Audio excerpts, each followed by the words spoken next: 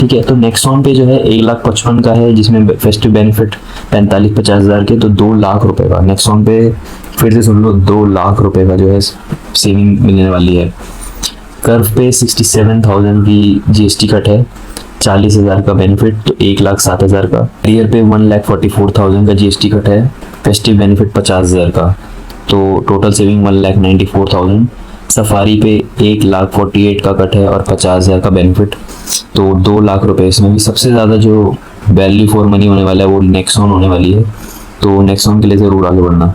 तो अभी भी बहुत सारी कंपनी छूट रही है, वोल्क्सवैगन, स्कोडा, किया और रेनॉल्ट वगैरह बहुत सारी कंपनी रह गई हैं जो कि इस वीडियो में कवर नहीं हो पाई। मैं सोच रहा था हो जाएंगी, पर वीडियो लंबी होती जा रही है, मैं नहीं चाहता बहुत लंबी वीडियो हो जाए, बोरिंग हो जाए आपके लिए, इसलिए इस वीडियो में इतना ही, पार्ट 1 इतना ही रखते हैं।